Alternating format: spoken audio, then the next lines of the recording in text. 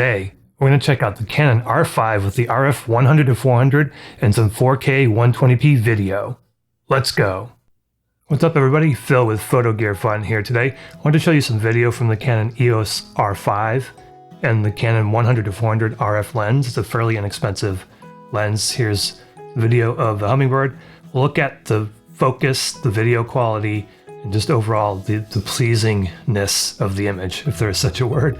I want to know, all this video is completely unedited, so all I did is take it from the camera and import it in. And here's a butterfly. You can see the focus is on the eye. I had it on animal eye detect, but I didn't get an eye box for any of these smaller creatures, the bees or the hummingbirds.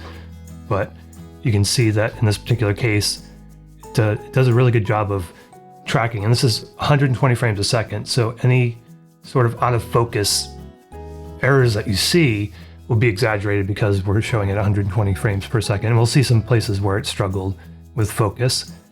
You can see here with the bee, again, it didn't really give me any eye detect. I wouldn't expect it on a bee. On the hummingbirds, I would, and I didn't see it even though they were relatively close. Most of these are shot at between 200 and 400 millimeters. Aperture priority, I'm shooting at f8 and just letting the shutter speed go according to the light. So again, you can see here the clarity and the color and the crispness and all that good stuff of this 120p. Here's a little sparrow. There's a nest in our front yard and it's actually taking a fly of some sort or some insect to its babies. Had to wait for me to get out of the way since I was kind of right near the nest, but pretty good video. Again, you can see the qualities of the video. In fact, that 120p, fairly slow, not as good as 240 necessarily. Here's one of a hummingbird where you can see it kind of missed focus for not very long, although it looks like it's long here. Again, we're at 120 frames per second. It did eventually reacquire focus and then lost it again for a second. So again, you can see that there are struggles at times where if I'm shooting in 24p, I don't see it as much, or I probably don't notice it as much. And you can see my hand's a little shaky there. So all these are shot handheld. Here's another example, pretty tricky situation where it stuck right on the hummingbird and seemed to have done a really good job with that particular clip. Check out the detail on this one. You can see the bee.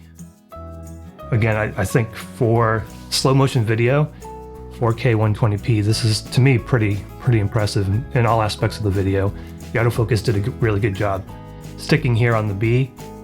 And I just love this clip. You can see the hummingbird drinking. Look at the head on the hummingbird and the detail. And you'll see in this one, it does lose focus, so it's a little bit out of focus there. Although you could argue that that's still acceptable. And then it snapped back in. I found when I zoomed in, so this was out at 100 and I zoomed into 4. When you zoom, there's a little bit of a, out of focus kind of section.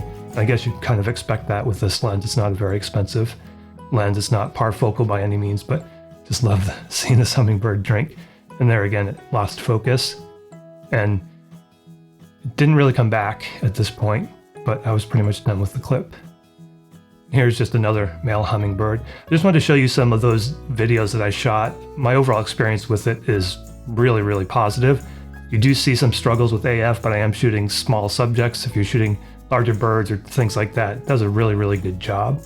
If you found this video helpful, entertaining, or otherwise useful, please give me a thumbs up. If you like this video, please consider subscribing. I'll do more videos like this in the future. Get out there and have your photo gear fun, and I will talk at you again in the next video.